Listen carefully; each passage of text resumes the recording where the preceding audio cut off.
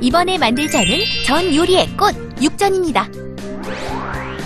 연한 초록색을 띠고 기름의 느끼한 맛이 덜한 것이 특징인 포도씨유. 한식에도 잘 어울리는데요. 육전의 담백한 맛을 살리는 데 좋습니다. 육전을 만드는 데 필요한 재료를 확인해 볼까요? 고기는 지방이 적은 꼬리살이나 설기살이 좋고, 식감과 향을 돋울 찹쌀가루와 깻잎도 준비하세요. 고기의 누린내를 잡는 양파즙과 연육작용을 돕는 배즙은 필수! 제일 먼저 핏물을 잘 빼주셔야 돼요. 핏물을 잘 빼야지 고기의 누린내가 안 나거든요. 동태전에 수분을 쏙 뺐던 한지, 육전을 부칠 때도 필요한데요. 한지를 고기 위아래로 2장씩 깔고 꾹꾹 눌러줍니다.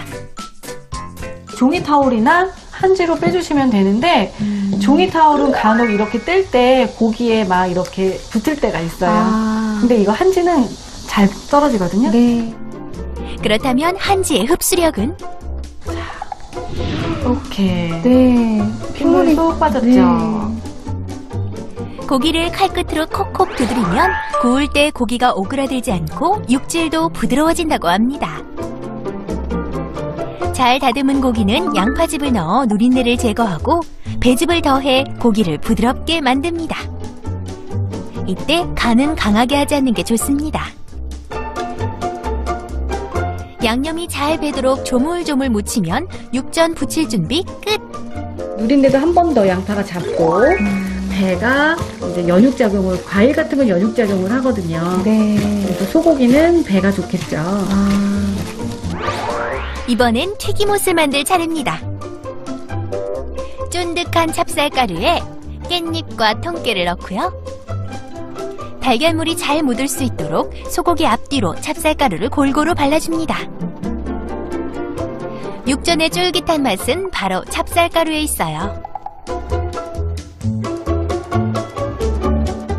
선생님, 만약에 집에 찹쌀가루가 없으면 어떻게 하죠? 감자 전분가루 있으면 밀가루랑 전분가루를 한 3대1 정도. 전분도 쫄깃쫄깃한 그 식감이 있잖아요. 네. 전분가루라서. 그렇게 해주시면은 이런 비슷한 그 식감을 낼 수는 있어요. 노랗게 구워내는 육전. 일반 달걀물에 흰자를 뺀 노른자만 2개 더 넣습니다. 훨씬 전이 노릇해져요. 전부 다 했을 때보다. 노란색이 더 그쵸, 진하게 들어가는 거죠. 포도씨유를 해볼 건데 포도씨유는 특히 딱히 얘가 이렇게 향이나 그런 건 별로 없어요. 네. 그러면서 기름이 굉장히 깨끗하거든요. 달궈진 팬에 기름을 두르고 종이 타월로 닦고요. 이렇게 해서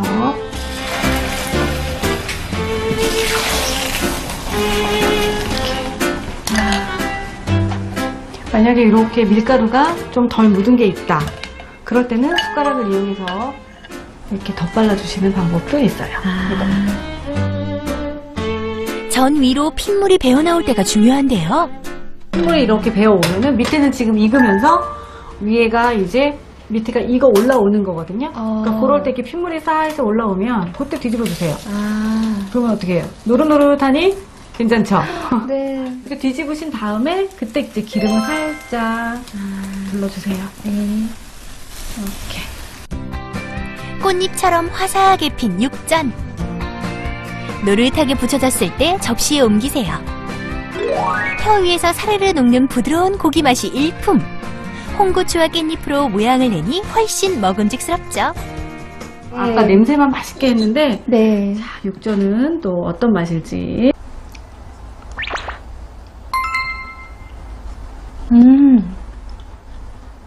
쫄깃쫄깃해요, 고기가. 그쵸. 그게 쫄깃쫄깃하지만 그렇게 질기거나 뻣뻣하지 않고 저희가 네. 아까 칼집을 넣어서 했기 때문에 네.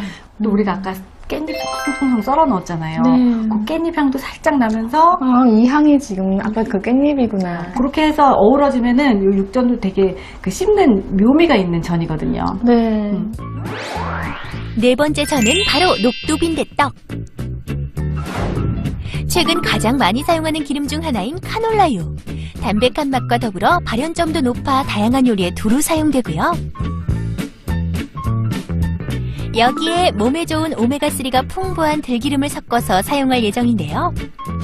들기름은 공기와 닿으면 쉽게 산패되는 단점이 있어요. 들기름을 보다 오래 두고 먹는 방법이 있다네요.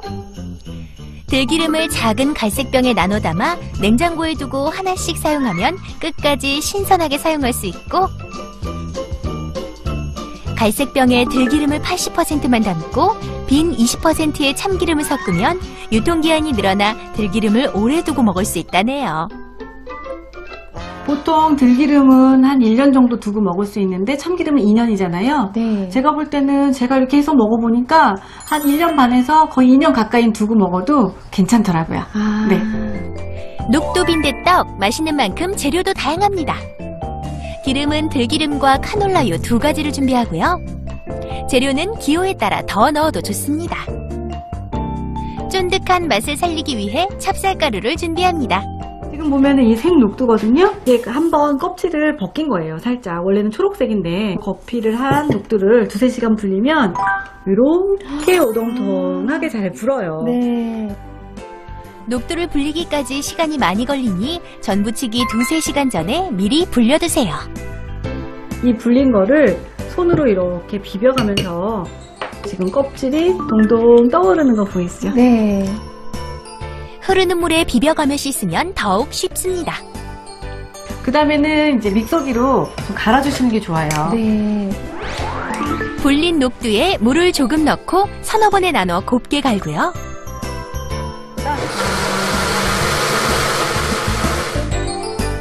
곱게 간 녹두는 따로 담아두고, 아삭한 식감이 생명인 숙주나물은 숨이 살짝 죽을 정도로만 데친 후 건져내서 찬물에 식힙니다. 콩나물도 만약에 무칠 때 데쳐서 바로 찬물에 식히면 이 아삭한 식감을 살릴 수 있거든요. 네. 얼음물에 하면 더 좋고요. 갈아둔 녹두에 돼지고기와 김치를 넣고 여기에 고사리와 숙주 그리고 찹쌀가루를 넣어 잘 섞어주는데요. 이제 미리 소금을 넣어놓으면 이게 막 음식들이 사가요. 아. 그러니까 부치기 직전에 소금 간을 네. 해주세요. 소금은 미리 넣으면 반죽이 묽어진다니 조심하세요. 반죽이 완성됐네요. 녹두 빈대떡을 부치기 전 들기름과 카놀라유를 1:1 비율로 섞습니다. 들기름으로만 하면은 발연점이 낮아서 금방 이렇게 산화되고 타잖아요. 근데 네. 이렇게 섞어서 쓰면 좀 더 발연점은 높아지거든요. 아. 그러면서 이제 들기름의 풍미가 이 빈대떡하고 굉장히 녹두 빈대떡하고 잘 어울려요. 네. 그렇게 하면 좀 더 맛있게 먹을 수 있는 방법이라서 네. 이렇게 섞어서 기름을 쓰는 방법도 있어요. 기름 똑똑하게 쓰면 맛도 건강도 챙길 수 있답니다. 기름을 넉넉하게 두르고 반죽을 올립니다. 뒤집개에 기름을 묻혀 동글게 모양을 잡고 미리 썰어둔 고추와 파로 모양을 내니 참 먹음직스럽죠. 뒤집는 요령은 이렇게 넣고 팬에 같이 들어서 뒤집어주세요. 그러면 팬을 같이 들어서. 그쵸. 팬을 살짝 같이. 부침개 뒤집다가 망가진 적 많으시죠? 프라이팬 반동을 이용하면 쉽게 뒤집을 수 있어요. 겉은 바삭하고 속은 쫀득한 녹두 빈대떡 완성입니다. 명절이 아니더라도 비 오는 날에 먹어도 좋겠죠? 녹두전은 가위로 자르는 것보다 이렇게 젓가락으로 찢어서 먹으면 더 맛있어요.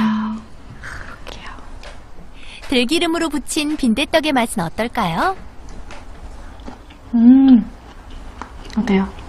아삭아삭 바삭바삭해요, 겉에는. 선생님, 바삭바삭하고 고소한데. 맞아요. 이 고소함이 어디서 오는 거죠? 들기름이랑 카놀라유랑 섞어서 반반 섞어서 지졌잖아요. 네. 그러니까 그 카놀라유가 발연점은 높여주면서 들기름의 고소한 맛은 이 전에 싹 배어 들어가니까 그래서 이렇게 고소한 느낌이 오래 입안에 감돌면서 맛있는 전이 되는 거죠. 선생님 정말 맛있어요. 맛있죠? 자꾸 손이 가요.